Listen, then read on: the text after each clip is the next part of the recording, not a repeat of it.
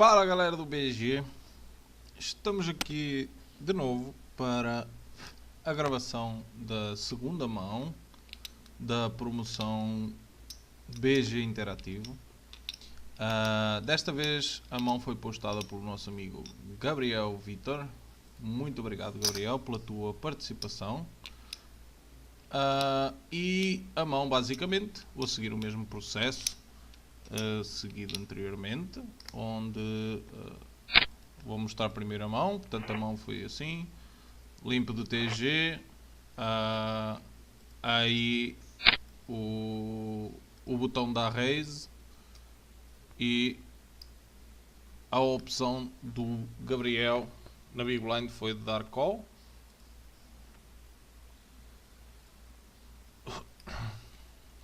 Aí no turn, no flop,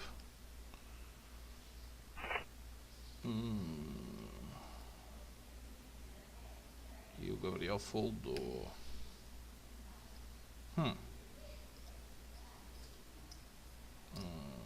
Check raise flop. Ok.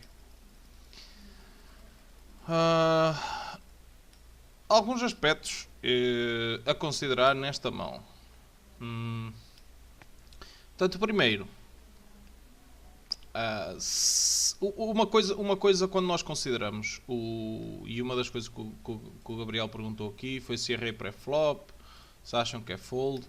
Portanto, pré-flop a gente tem duas opções: podemos squeezar, no caso tribetar, não squeezar, podemos tribetar ou eventualmente jogar em call, já que fold, tal como na mão anterior que analisámos, fold não é uma opção, como é lógico. Bom, existem aqui algumas situações que são influenciadas por este limper aqui. Se este vilão aqui não fosse o primeiro jogador a falar depois de nós, ou seja, se ele não tivesse a falar antes desse cara que raisou aqui, eu seria, por exemplo, se este jogador raisasse, se ele desse call, quase sempre eu vou squeezar o spot, porque tenho muito mais possibilidade de ficar com o jogador weak do que neste caso. Neste caso, se eu optar por tribetar e o jogador weak para já, que é muito mais difícil dar call, exatamente porque tem apenas 2 centavos investidos no pot, é muito mais difícil dar call, e quando este jogador der call, este jogador aqui vai dar call tipo uma percentagem absurda de vezes, porque as odds, a posição e tudo mais permitem-lhe fazer isso, mesmo que tenha isolado com uma mão um pouco mais, com um range um pouco mais wide, que é um range bem, é um spot onde o range deve ser wide para isolar o limper no botão, é o melhor spot possível. Portanto, temos essas contrariedades e por isso o nosso range de tribet aqui tem que ser um pouco mais curto do que seria se fosse uma possibilidade de squeeze. Para além disso, temos naturalmente as odds, que se o primeiro jogador tivesse aberto, o jogador tivesse dado call, nós estávamos a fazer um size pré-flop na nossa tribet, que seria muito mais lucrativo, porque teríamos mais 7 centavos no pote do que neste caso. Estaríamos a arriscar o mesmo valor para receber em retorno um valor superior. Portanto, o que é que acontece aqui? Na minha opinião, depende muito, e depois de avaliar o limper, depende muito deste player aqui que isola e das reads que tu tens dele. Se ele é um jogador que isola geralmente, se ele é um jogador que não isola muito e está fazendo este raise, aí o range dele será um pouco mais forte. Portanto, se porventura o jogador é um jogador que isola com frequência, eu prefiro o squeeze, porque o nosso 10-10, jogando fora de posição contra dois jogadores, ele não vai jogar muito bem. Vai haver bastantes flops que são ruins para nós, e vamos ter dificuldade na real em capitalizar este spot. No entanto, se for um jogador que squeeza muito, se for um jogador que squeeza bastante, Aí eu prefiro mais a tribet. Primeiro, porque naturalmente estou fora de posição e é uma mão que eu iria tribetar geralmente se o jogador abrisse do botão e eu tivesse na big blind, é uma mão de standard tribet. É uma mão forte, é uma mão bastante forte, 10-10. E segundo, especialmente porque eu também iria levar calls de mãos bem mais fracas, porque o jogador seria um jogador com um range bem mais wide pré-flop, depois naturalmente iria defender a tribet com um range também ele mais wide. Mesmo que fosse, vamos supor que o jogador folda, temos um jogador que squeeza muito e um jogador que isola muito e um jogador que isola pouco. Se ambos defenderem, por exemplo, 50% versus tribet, naturalmente que os 50% do jogador que abre muito tem mais mãos do que os 50% do jogador que isola pouco. Portanto, isto é uma questão lógica. Logo, eu acho que a nível de pré-flop é muito player dependent. Depende muito do range que este jogador abriu. De forma overall, analisando, eu prefiro tribetar. Tipo, se me perguntasse assim, e vamos analisar então como está, com a informação que tens, vamos supor que a gente não tem informação dos jogadores, eu prefiro o tribet. Prefiro muito mais a tribet. Exatamente por aquilo que eu falei, jogar o pot three-way, fora de posição, etc, etc. Ok, pronto, mas a opção do Gabriel foi de dar o call. E vamos para o flop a 3. Vamos para o flop a 3 e temos 2 cheques e o player decide dar c-bet. Portanto, aqui algumas coisas têm que ser analisadas. Primeiro, vamos tentar achar aqui um range normal para este jogador isolar. Vamos tentar, vamos chutar aqui um range que fosse um range que estes jogadores nestas stakes fariam de forma mais standard para isolar este parse aqui. Muitos jogadores fazem isto com os low pocket pairs também, que eu não concordo muito, mas fazem. Não sei se este jogador faz ou não, portanto vou-lhe dar aqui um weight diferente. Ok? O resto do range parece-me standard. Ok. Agora vamos colocar aqui a nossa mão. 10 de espadas e 10 de paus. E vamos colocar o flop. 9 de copas, 3 de copas e 4 de ouros. Bom, antes de mais, range de c-bet do vilão. O que é que nós achamos que o jogador c-beta neste tipo de casos? Portanto, o three-way, eu não acho que o range dele seja muito, muito, muito fraco. Acho que o three-way ele não vai c-betar super, super, super wide. Tipo assim, acho que ele não vai c-betar, por exemplo, as-rei sem copas, por exemplo. Ou pelo menos não seria um spot muito legal para fazer. Portanto, acho que podemos colocar naturalmente as mãos de valor, os top pairs, pocket pairs below. Talvez, vamos pôr aqui uma percentagem, vamos reduzir um pouco esta percentagem aqui. Vamos pôr ok. Middle pairs não acho que seja uma grande opção, mas vamos deixar este middle pair para o middle pair de flush draw, ou seja, já vai ser incluído nos flush draws. Não é uma má opção também, por bet por protection. Vou colocar.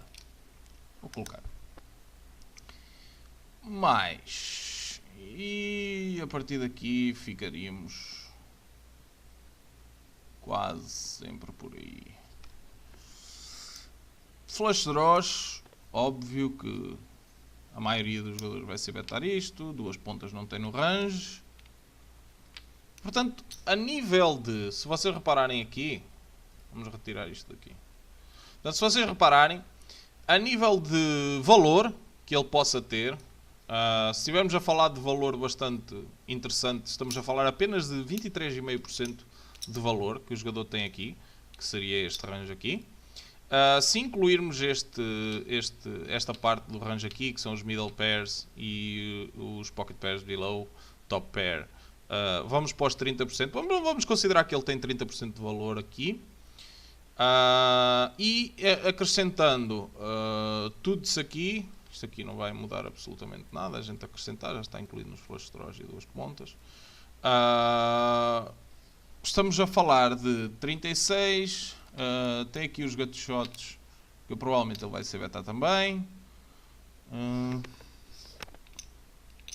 Backdoors flush draw, maybe yes, maybe not, who knows.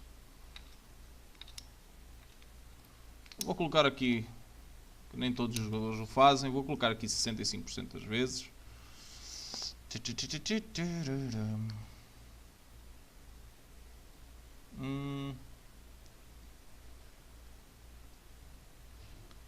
E vou colocar aqui estes mais fortes com backdoor. Estes mais fortes com backdoor flush draw.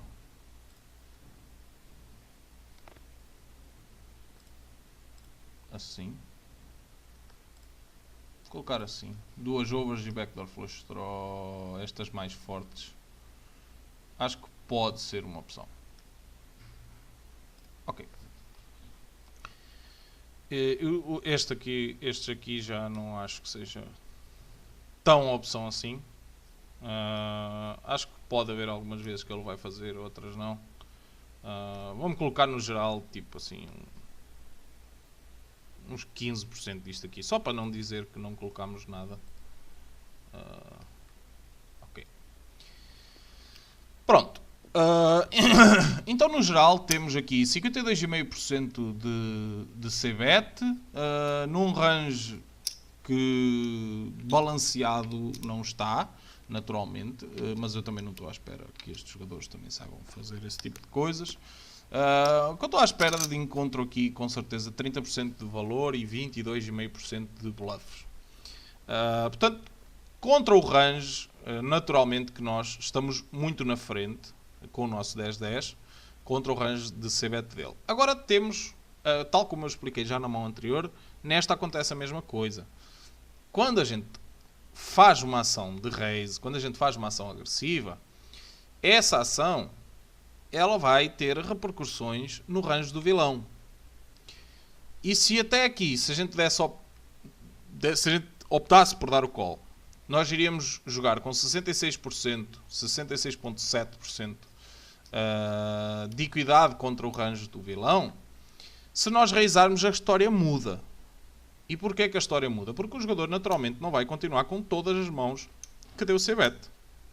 Então vamos ver como é que fica a nossa equidade quando nós raizarmos e as mãos que o jogador faz aquilo que é chip. Então quais são essas mãos? Eu posso retirar todos estes dois backdoors aqui. Isto não vai acontecer mais, de jeito nenhum. Eu vou naturalmente retirar os gut shots. Duas pontas não tem nenhuma. Eu vou considerar que ele faz sempre isto com flush draws. Para melhorar a nossa situação. E depois, naturalmente, ele foldará isto. Não vai fazer aquela ação com flush draws. Espera aí. Segura a barra, filho. Segura a barra.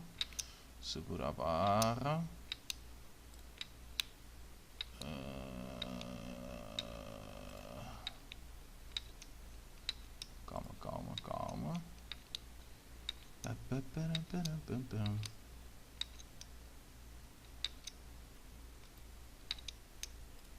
Aí. Agora temos que filtrar aqui. Nós não tínhamos filtrado. Ok, então eu fiz o filtro e não dá os 67. Dá os 56,6% de equity. Ok, então é 56,6% de equity que o nosso 10-10 tem contra o range de C-Bet dele. Agora sim a gente vai retirar estas coisas aqui que a gente acha que ele, quando nós dermos raise, ele não vai continuar. Ok? E portanto eu estou retirando daqui tudo isso aqui.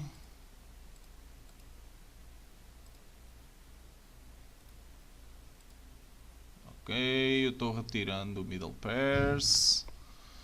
Eu estou retirando pocket pairs below top pair. E agora ele naturalmente ele não vai fazer isto com todos os top pairs. Não vai. Ele não vai fazer isto com todos os top pairs. Eu não sei sequer se ele vai fazer isto com algum top pair, que são os 9x. Como a gente não conhece o jogador, eu vou-lhe dar aqui algumas vezes que ele vai fazer isto. Com os top pairs mais fortes. Com o top pair... vamos lhe dar aqui uns 9 combos aqui. Vamos lhe dar aqui 9 combozinhos, que é muito já. Porque eu tenho 9 com 12, 13, 16 e 9, 25. Dos 25 combos eu estou-lhe a dar 9 em como ele faz sempre isto. Portanto, é quase 30% das vezes ele fazer isto com top pair. Ok, nestas stakes é razoável. E portanto eu vou colocar aqui estes top pairs. E os over pairs eu vou considerar que ele vai quase sempre fazer isto. Algumas vezes vai dar call. Então eu vou meter aqui tipo 65% das vezes vai fazer isto. E dois pares e etc. vai chipar. Portanto, lembram-se que a gente tinha 56%. Agora passamos para 36% de equity contra o range do vilão. 36% de equity contra o range do vilão. O que é que isto faz? Quais são as implicâncias disto aqui? Porque agora a nossa decisão é, o vilão chipou, o que é que nós fazemos com o nosso 10-10? Se eu acho que ele vai fazer sempre isto com este range aqui, isto aqui não tem mais nada, isto é matemática. Não tem nada mais a fazer. E a matemática é a seguinte. Quais são as nossas pot odds? Parça chipa e a ação está em nós. Ok. Calma, parceiros. Ok. Portanto, vamos voltar aqui a este spot. Portanto, o pot tem 2,63 e nós temos que dar call de 1,56. Portanto, nós estamos a arriscar 1,56 mais 2,63. 4,19. Portanto, nós estamos a arriscar 1,56 para um pote que vai ficar no total 4,19. Nós precisamos de cerca de 37% de equidade contra o range do vilão para poder dar este call. Ora, nós temos 36, portanto, Gabriel, tipo assim, está excluída a possibilidade de nós darmos este call. E isto porque eu considerei que ele faria isto 100% das vezes com os flush draws, que são as coisas mais fracas do range dele. Ele faria isto com todos os flush draws, porque se eu reduzir aqui os flush draws, vamos fazer aqui de forma grossa, vamos dizer que ele faça isto 50%, a tua situação fica pior ainda, baixas para 33%. E quanto mais flush draws, ou seja, quanto mais mãos que a gente já está ganhando tirarmos, pior ainda e vai piorando só.